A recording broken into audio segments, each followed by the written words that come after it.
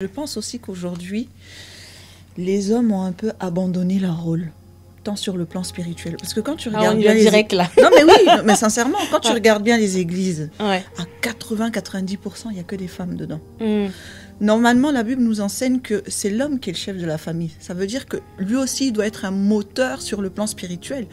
La spiritualité ne doit pas reposer que sur la femme. Il faut vraiment bien définir, est-ce qu'il y a vraiment eu blessure ou c'est parce que moi j'attends qu'il m'offre des fleurs tous les jours et ça me blesse, il ne le fait pas. Voilà, c'est pas un péché, hein. C'est pas un péché de pas offrir des fleurs à sa femme tous les jours. Je caricature. S'il m'avait dit ça dès le début, oui, je vais t'offrir des fleurs tous les jours. Voilà, je caricature exprès pour qu'on puisse comprendre.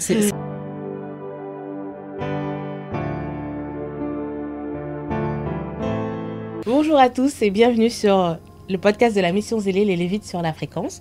Je suis Maeve et je suis accompagnée de la thérapeute Laure Ménimolaire et de la consultante de l'émission, Aline, qui fait partie aussi de la mission Zélé au cas où. Et pour ce dernier sujet, on veut parler de tout ce qui est autour des relations amoureuses. Parce que je pense que tout le monde aime l'amour. En tant que chrétien, on a l'aspiration aussi à se marier, la plupart, quasiment tous. Et donc, moi j'aimerais poser une question, mais on va mettre les pieds dans le plat direct. Pourquoi il y a beaucoup plus de divorces maintenant ?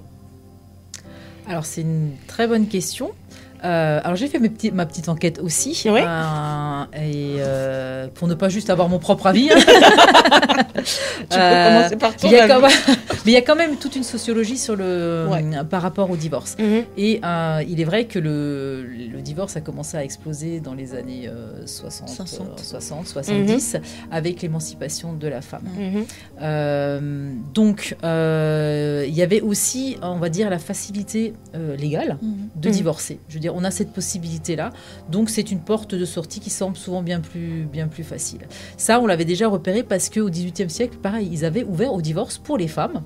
Et il y a eu un moment une explosion des divorces. Donc, ils ont refermé tout de suite le couvercle.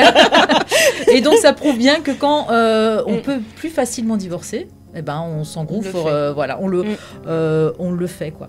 Comme on disait, effectivement, les divorces, c'est lié effectivement à ce principe d'émancipation de la femme et de la vision aujourd'hui du couple, de la famille. Avant, le couple, c'était synonyme de sécurité et on va dire de réalisation interne de la femme au foyer. Voilà. Aujourd'hui, c'est plus du tout le cas. Aujourd'hui, le couple n'a plus cette notion simplement de sécurité. L'homme va m'apporter la sécurité. Moi, je peux me l'apporter à moi-même.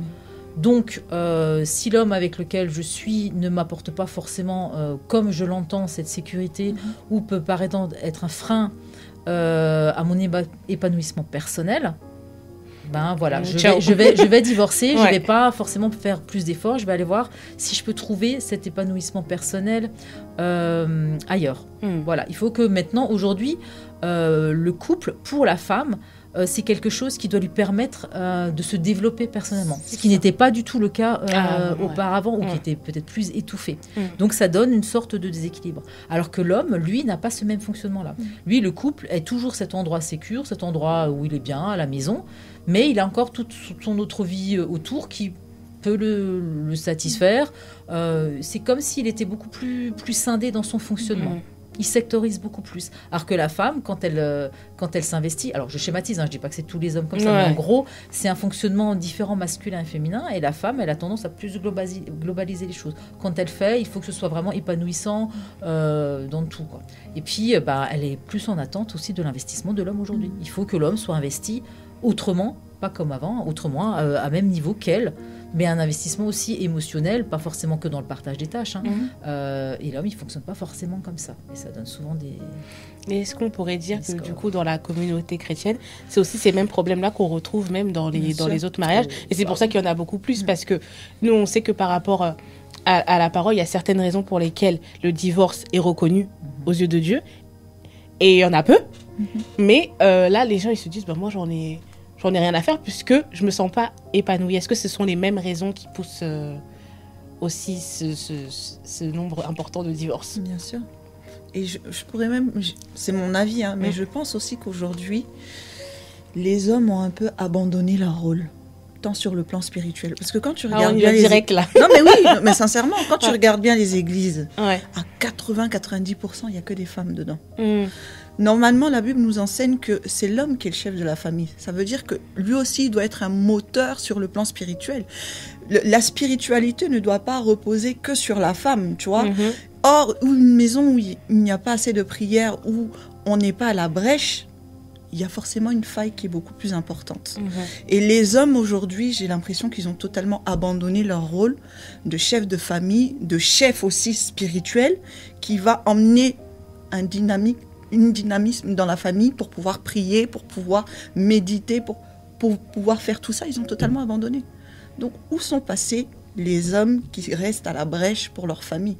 Tout ne peut pas reposer sur la femme. Et justement, les femmes maintenant sont tellement émancipées qu'on se dit, mais si financièrement, je me débrouille, j'ai mon travail, je gère seule mes enfants, et même spirituellement, c'est moi qui dois prier pour ma famille et pour mon mari, autant que je sois seule. Il faut se dire la vérité. À l'heure actuelle, beaucoup de femmes se demandent, qu'est-ce qu'un homme peut m'apporter ? Je vais me marier, oui, ok, mais dans quelles conditions ? Qu'est-ce que tu vas m'apporter ? Qu'est-ce que tu peux mettre sur la table pour que je reste mariée ? Si je vois que dans mon calcul, tu ne vas pas m'apporter grand-chose, je préfère rester seule. Tu vois, c'est ça la réalité. Et surtout les jeunes. Encore avant, on avait notre conscience qui disait oui, il faut qu'on reste marié et tout ça, mais maintenant les jeunes d'aujourd'hui, le mariage n'est pas une priorité. Donc tu ne vas pas rester dans quelque chose encore dans lequel tu vas être malheureux.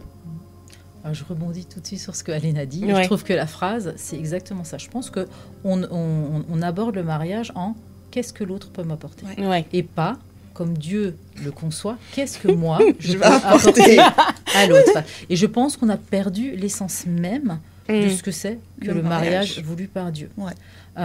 C'est une alliance. Et premièrement, c'est une alliance qu'on fait de soi avec Dieu, de soi au niveau du couple et de soi l'un avec l'autre. Ouais. C'est une réelle alliance. Et si on commence à se poser la question de qu'est-ce qui va m'apporter, il y a un problème. Je vous dis tout de suite, c'est foutu. Parce qu'obligatoirement, on est tous défaillants. Ouais. Et si tu te dis, l'autre, il est là pour combler mes besoins et mes attentes, à un moment, il ne pourra de toute façon jamais les combler complètement. En plus, tu vas évoluer, donc tes besoins et tes attentes vont évoluer, donc peut-être qu'il ne va plus correspondre. La personne que tu auras épousée là, dans 10 ans, elle pourra pas, c'est pas la même personne, toi tu ne seras pas la même personne. Donc si c'est juste dans l'attente de je me sens bien, il m'apporte quelque chose, voilà, ça court à l'échec. Si le mariage ne s'appuie que sur des émotions, si l'amour n'est que ce principe émotionnel, ça fout le camp à l'échec aussi. Ouais. C'est clair, hein, c'est clair. Et là, je reviens, c'est comme avec le pardon dont on parlait la dernière fois. Il y a une réelle décision. Aimer l'autre, c'est vouloir le bien de l'autre. Quand Dieu nous demande de nous aimer les uns les autres, c'est pas émotionnel. Ouais. C'est une réelle volonté d'eux. Et c'est pour ça que moi, je vois des couples, effectivement, qui disent, ben voilà, on se sépare pour incompatibilité d'humeur. Ça n'existait pas avant. C'est un terme juridique. Ouais. C'est pour incompatibilité d'humeur. Ouais. Je veux dire, c'était impensable auparavant. Alors, je dis, c'est super qu'aujourd'hui, on puisse parler, qu'il y ait des thérapies de couple, qu'on puisse remettre les choses dans le bon ordre. Et je suis d'accord avec toi, le principe que l'homme n'a plus la même place qu'auparavant. Et je pense qu'il y a un peu cet effet balancier. C'était qu'avant, il avait une toute puissance. C'est ça. Voilà, la femme s'est dit, maintenant stop, ça suffit, donc part de l'autre côté. Et c'est la femme qui maintenant a une toute puissance et l'homme ne trouve plus non plus sa place. Et il faut arriver à retrouver cet équilibre-là. Quoi. Et j'aime bien Serge Effez qui disait toujours le couple, c'est une danse. Quoi. Oui. C'est vraiment un homme et une femme. Et la danse, c'est pas quelque chose de statique. Quoi. Je veux dire, il y a toujours un meneur. Donc à un moment, c'est un qui va mener et l'autre va essayer de suivre ses pas. Et puis après, on passe le relais et c'est l'autre. Et c'est comme ça que le couple évolue, que le couple danse, que le couple tourne. Des fois, on se marche sur les pieds, des fois, on s'éloigne. Des fois, on est plus langoureux. Des fois, voilà. C'est quelque chose qui vit, quoi. Qui vit, c'est pas quelque chose de statique, quoi. Mais il faut avoir les bons fondements. Parce que si les fondements sont que émotionnels ou que dans ce que l'autre va m'apporter, à un moment, si l'autre il danse super mal, tu te dis, écoute, je vais aller trouver un autre danseur, ce sera mieux, quoi. Quels sont les fondements ? La parole de Dieu. Oui. Non, mais c'est un fondement. Oui. C'est un fondement et je pense que c'est pour ça que c'est important de suivre du moins une préparation au mariage. Parce qu'un peu, on y va avec des idées préconçues. Tu vois, tu penses que tout va être beau, tout va être rose et que, voilà, que c'est l'autre qui doit t'apporter, mais tu sais pas vraiment ce que toi tu dois apporter à l'autre et vous avez même pas une vision en général commune du mariage, tu vois. Toi tu as ton idée du mariage, mais il faut avoir une vision qui se base sur la parole de Dieu, tu vois. Il faut que certaines choses soient prédéfinies dès le début. Comme ça tu n'es pas surpris et même quand des difficultés ou certaines situations peuvent arrêter, tu sais sur quoi ton mariage est bâti, là où vous devez aller ensemble. Il y a des personnes, ils vivent dans une même maison, mais ils ont deux vies totalement distinctes, tu vois, même dans l'éducation des enfants, ça peut pas marcher si vous n'allez pas dans une même vision. C'est pour ça qu'en tant que chrétien, il faut regarder, oui, je veux me marier, mais à la lumière de la parole de Dieu. Mon mariage doit être comme ça, comme ça, comme ça. Comme ça, quand les tempêtes arrivent, quand les situations difficiles arrivent, je peux toujours me recentrer sur la parole. Ah, la parole, qu'est-ce qu'elle me dit ? Parce que ce qu'on vit, c'est les mêmes choses que nos mères avant nous ont vécu, tu vois. Comment elles ont pu résister face à certaines situations et que nous, aujourd'hui, on n'arrive pas à faire face. C'est bien que tu parles de difficultés, parce qu'il y a une question, quand j'avais fait un questionnaire sur Instagram, il y a une personne qui demandait, mais comment on gère une blessure faite par son partenaire ? Parce que déjà, la blessure, parfois, elle peut être sur la durée. Par exemple, ça peut être un désaccord qui perdure parce qu'on n'est toujours pas d'accord, on n'arrive pas à trouver un terrain d'entente. Et parfois aussi, c'est juste... la blessure, elle était importante selon sa perception émotionnelle. Et en fait, la personne, tu la vois tous les jours. Et tu peux pas prendre ce recul-là de se dire j'ai besoin d'un temps. Parce que tu la vois tous les jours, elle est même dans le même lit que toi. Donc, c'est compliqué de pouvoir... continuer à avoir une dynamique, que ce soit même parfois familiale ou quoi, en étant blessé ou en colère contre la personne. Déjà, on n'affronte pas. Blessure, on n'affronte pas. Parce que c'est déjà une connotation de combat. Donc déjà, c'était sur la défensive. Ou alors sur l'attaque. Il y a vraiment le mot affronter. Donc voilà, effectivement, affronter, c'est déjà, tu viens pas en terrain de paix. Ensuite, je reviens toujours et encore, il faut vraiment bien définir, est-ce qu'il y a vraiment eu blessure ou c'est parce que moi, j'attends qu'il m'offre des fleurs tous les jours et ça me blesse, il le fait pas. Voilà, c'est pas un péché, hein. C'est pas un péché de pas offrir des fleurs à sa femme tous les jours. Je caricature. S'il m'avait dit ça dès le début, oui, je vais t'offrir des fleurs tous les jours. Voilà, je caricature exprès pour qu'on puisse comprendre. C'est vraiment important. Et je reviens sur ce que tu disais, Aline. Avant de se mettre ensemble, je pense qu'il est essentiel de poser chacun ses propres valeurs, sur ce sur quoi on ne dérogera pas.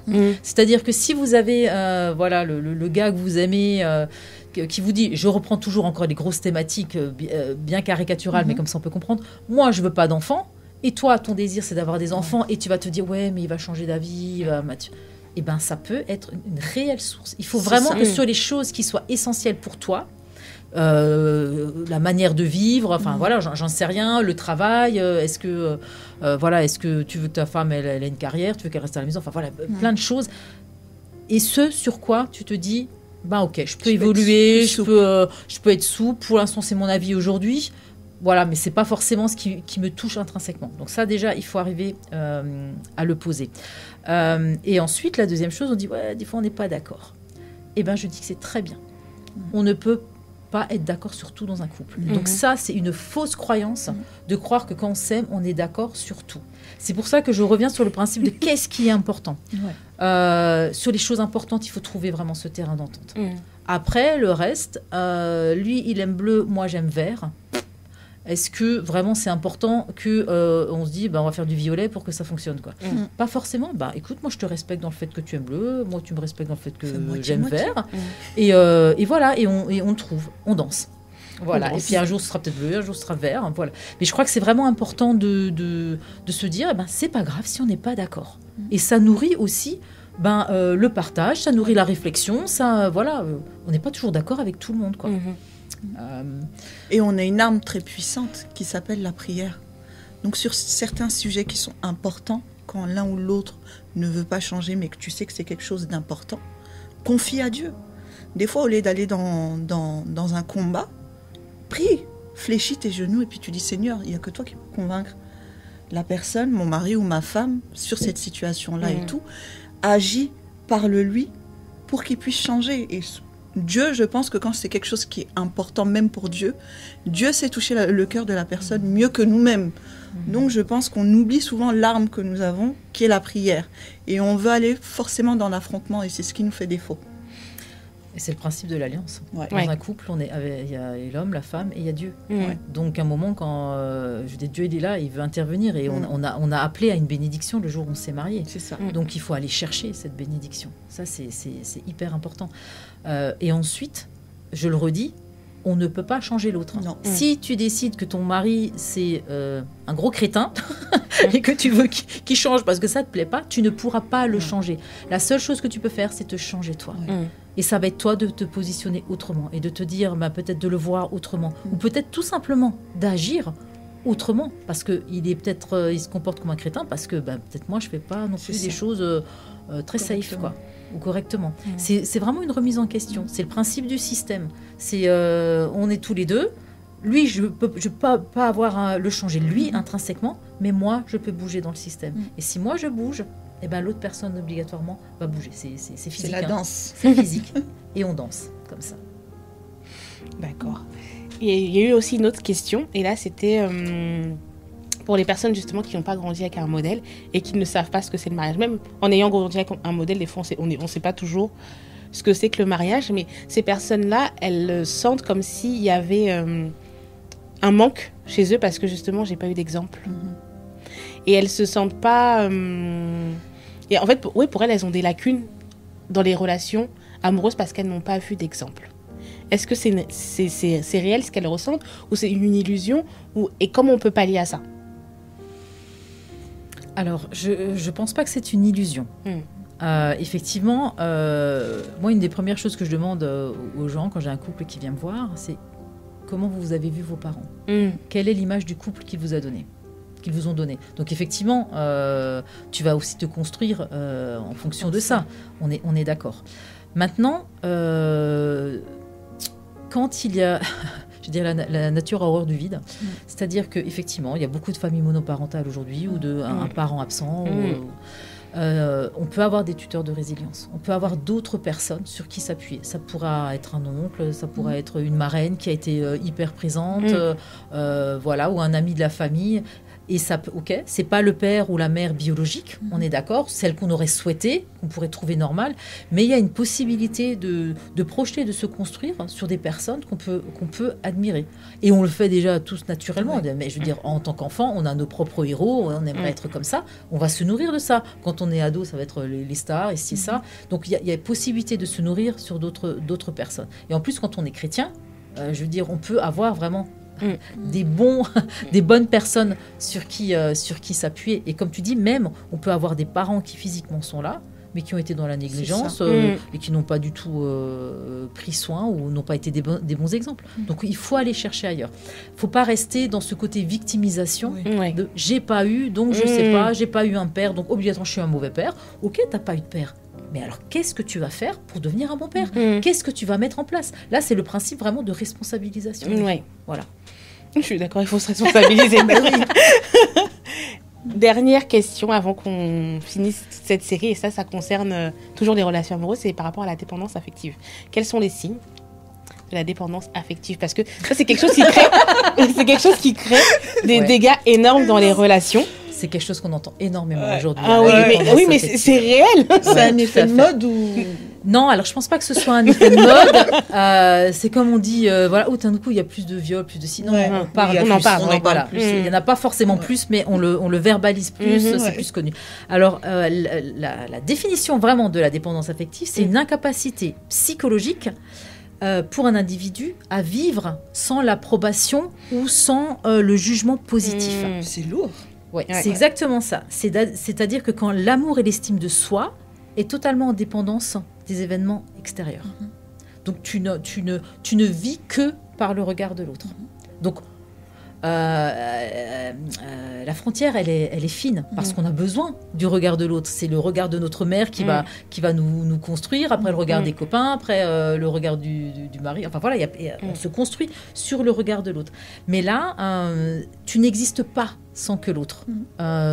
Donc si l'autre va te dire c'est pas super ce que tu as fait, ça va te démolir, quoi. Tu n'as plus ce juste recul. Tout va être négatif en fin de compte. Tu n'arriveras pas à avoir cette assise psychologique, émotionnelle pour avoir cette dépendance de l'autre. Et donc effectivement, on en revient par rapport au couple.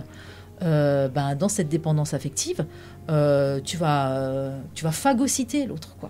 Tu vas être jaloux, tu vas être complètement dans l'attente d'eux, et tu peux devenir quelque chose d'une personne horrible, hein. Tu dis c'est toi la dépendante, mais tu peux faire vivre un enfer à l'autre, quoi. C'est vraiment quelque chose qui est difficile. Et alors tu vis avec la peur de l'abandon, donc tu es tout le temps en hypervigilance, tu es tout le temps dans l'angoisse. C'est un élément aussi qui est très important dans les couples avec violence. C'est-à-dire qu'une femme va être prête à accepter de la violence parce que son angoisse et sa peur de l'abandon est tellement grande, voilà, qu'elle veut dire je préfère qu'il me tape, je préfère qu'il me gueule dessus que d'être abandonnée par lui. Donc est-ce qu'on peut dire qu'une personne qui est qui est en dépendance affective, ce serait mieux qu'elle passe par un processus de guérison et de restauration avant de se mettre dans un couple? Oui. Mais il faut déjà qu'elle ait conscience. C'est ça, il faut en avoir conscience. Oui, parce que souvent, tu n'as pas conscience que tu es dépendante affective. Et ça ne se manifeste pas forcément que dans le couple. Ça va se manifester en amitié. Ça veut dire, c'est ma copine. Tu vas être jalouse si, par exemple, elle sort avec d'autres copines et toi, tu n'as pas été invitée. Ça peut être au niveau du travail. Tu vas devoir avoir l'approbation tout le temps de ton chef. Ou si ta collègue te dit, tu as fait une faute et tu as le monde qui s'écroule. Ou tu te dis, je ne vais jamais y arriver, c'est jamais assez bien ce que je fais. Ça fait partie du syndrome de la dépendance affective, quoi. Donc, il faut déjà en avoir conscience. Et ça peut être aussi par le regard de l'autre ou par quelqu'un de bienveillant qui va pouvoir te dire tiens, mais comment tu fais ça là, je vois que si un tel te dit ça devient difficile pour toi, comment ça se fait, voilà, pour qu'il y ait aussi tout ce travail là. Et après c'est travailler sur l'estime de soi, sur la confiance. Là on peut faire des thérapies comportementales et cognitives, quoi, pour travailler là-dessus au fur et à mesure, sur reprendre possession de son identité, possession de ses propres choix, parce que c'est toujours l'autre qui va choisir pour soi, ou alors on va s'aligner sur le choix des autres, et voilà, c'est vraiment reprendre possession de qui l'on est et de poser notre identité. Et puis comme dit, en plus on a l'identité en Christ, donc c'est notre identité, donc c'est aussi en relation avec Christ, qui je suis pour toi, quoi. Et dernier point, là ce serait l'inverse, du coup en face d'une personne dépendante affective, peu importe que ce soit ta sœur, ton ami, ton mari, peu importe, comment on réagit? Comment on réagit? Parce que justement, on peut se sentir acculé par justement cette dépendance-là qu'on ressent. Mais comment on gère ça? Tu sais. Alors, madame la pasteur. C'est une bonne question. Ok, Laure. Oui, je réfléchis. Alors, comment on peut faire si on est face à une personne? Alors, ça dépend du positionnement. Ouais, voilà. Dépendant de moi ou... Oui. Ouais. Ah ouais. Dans un couple, c'est difficile. Dans le sens où souvent, je pense que ça a été un élément qui a fait que le couple s'est mis ensemble. Parce que quelqu'un qui est dépendant affectivement de toi, c'est hyper valorisant. Il a besoin de toi, il te demande toujours ton avis, il va toujours te mettre sur un piédestal. Toi, tu sais, moi, je suis pas grand-chose. Donc, ça touche beaucoup l'ego. C'est quand ça devient étouffant que ça devient problématique. Donc c'est difficile d'arriver à se positionner autrement. Je pense que là je parle au sein du couple, je pense que une personne tiers peut être vraiment intéressante pour que il puisse y avoir tout doucement séparation, que cette personne puisse faire un moment, on va dire, séparation, pour que chacun puisse reprendre en fin de compte sa bonne place dans le couple. Après en amitié, j'allais dire c'est un peu la même chose, parce que tu peux pas dire à un moment tu as profité pendant 10 ans de la personne qui était super top avec toi, qui a toujours tout fait pour toi, et puis un jour tu vas lui dire écoute là tu m'étouffes, j'en peux plus, quoi. Et la jeter, c'est pas, faut mettre des limites. C'est voilà, et c'est ce principe de limite, et c'est apprendre à mettre ses limites. Exactement. Et je pense que tu vois, même on parle de dépendance par rapport au couple, mais on peut très bien avoir cette relation là avec les pasteurs. Tu vois, dans le milieu, surtout dans nos milieux et tout, tu as l'impression que la plupart des personnes sont très dépendantes de leur pasteur, Et même avant de prier, ils préfèrent se référer au pasteur. C'est ce que le pasteur dit qui est argent. Ils prennent ça pour argent comptant et tout. Et souvent, les pasteurs profitent de ce système-là parce qu'ils se sentent beaucoup valorisés et ils en profitent. Donc, je pense que même toi, en tant que pasteur, quand tu sens que tu as en face de toi une personne qui peut très vite devenir dépendant, il faut mettre des garde-fous. Tu vois, il faut prendre un peu de distance. Ne pas le pousser à devenir de plus en plus dépendant de toi, lui rappeler toujours que non, moi je ne suis qu'un intermédiaire. Avant moi, il y a Dieu. Donc avant même que tu puisses venir me demander des prières, commence par demander à Dieu. Commence par faire ta part pour ne pas rendre la personne dépendante de toi et tout. Et il faut vraiment que les pasteurs commencent à faire ce travail-là pour pousser les personnes à gagner en autonomie et à ne pas devenir... petit à petit dépendant d'eux, et on rentre là après dans l'idolâtrie. Donc tu vois, c'est compliqué. Et là, tu travailles sur les croyances limitantes. C'est-à-dire que si le pasteur va prier pour moi, ça va beaucoup mieux marcher que si c'est moi qui prie. Et c'est là où il y a vraiment ce travail à faire, de dire, aussi de te repositionner, je veux dire, tu as la même valeur aux yeux de Dieu que moi. Et ta prière, elle est tout aussi efficace. Et il y a toutes ces croyances limitantes. Si je lui dis tout le temps oui, il va m'aimer. Si je lui dis non, il va plus m'aimer. Ça, c'est des croyances limitantes. Et c'est ça ce qu'il faut mettre. Et c'est pour ça que je dis qu'un tiers peut aider. Peut vraiment aider. Eh bien, merci. De rien. En tout cas, on a beaucoup parlé, on a touché beaucoup de sujets. Et je vous remercie d'être venu. Je te remercie, Laure, d'être déplacée jusqu'en région parisienne pour venir filmer avec nous. Merci pour l'invitation. Et c'était un grand plaisir. C'était vraiment un plaisir. Bon, là, on a pu un peu effleurer les sujets, juste apporter, ouvrir le débat. Mais c'est vrai qu'il y a tellement de choses à dire, on pourra en parler pendant des heures. Mais là, c'est déjà pas mal quand même. Et j'espère que ça a pu répondre à certaines questions.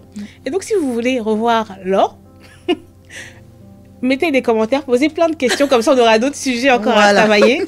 Si vous avez même des sujets tabous que vous voulez évoquer, dites-le nous et puis on essaiera d'y répondre ou d'ouvrir le débat. En tout cas, merci de nous avoir regardés. C'était tout pour nous. Au revoir. Au revoir. Bye.